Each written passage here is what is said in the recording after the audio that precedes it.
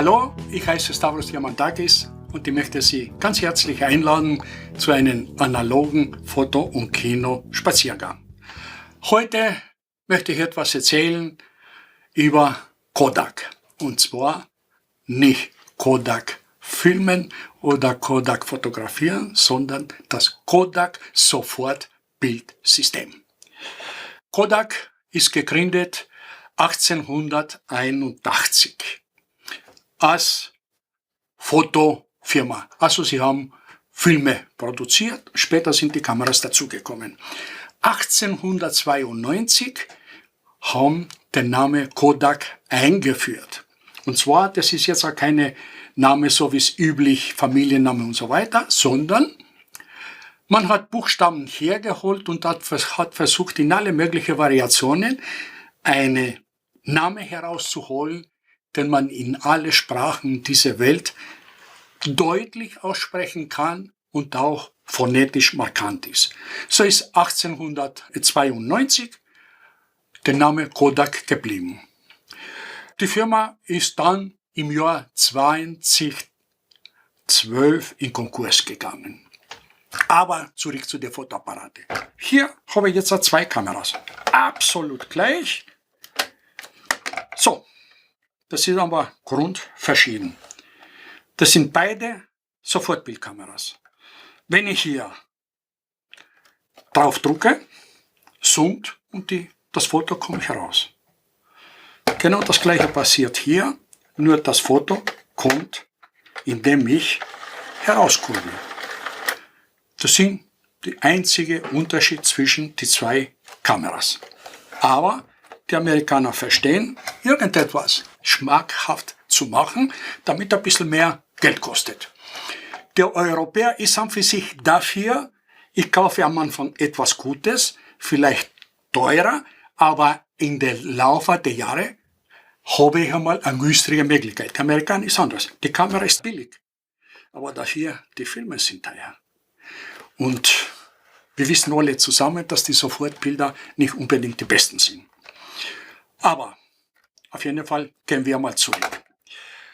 Hier sind die Filme in Kassetten, 10 Bilder, 7 x 9 cm und die Kamera funktioniert mit Batterie.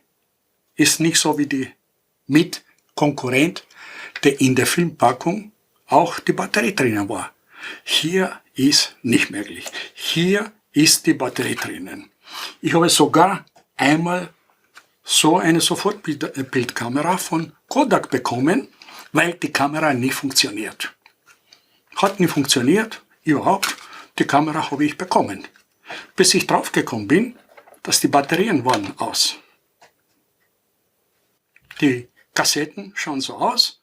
Da sind 10 Bilder drinnen und natürlich nicht unbedingt die billigsten. Aber die Bildqualität, die Farbqualität war wirklich sehr gut.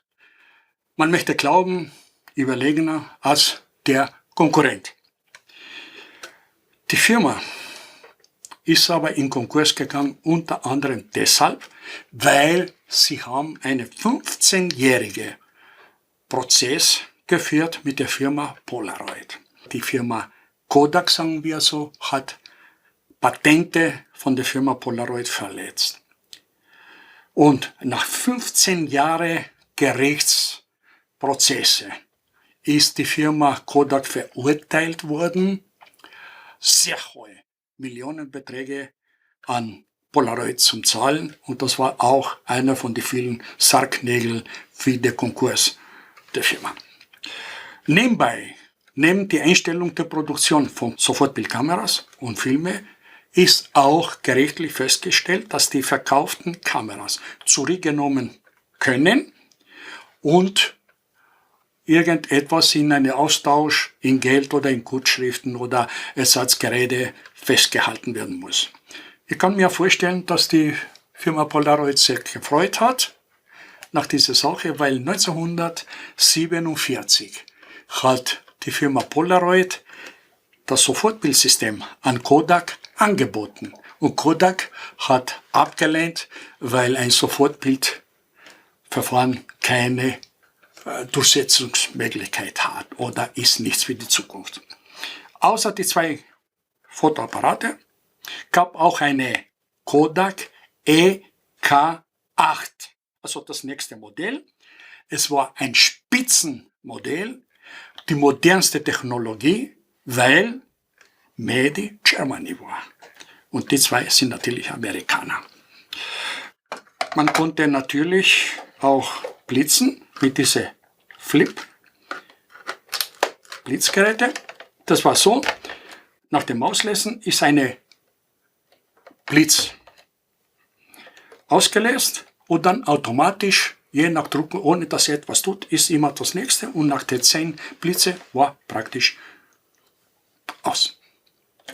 Das war die Geschichte über diese Kodak Sofortbildkamera.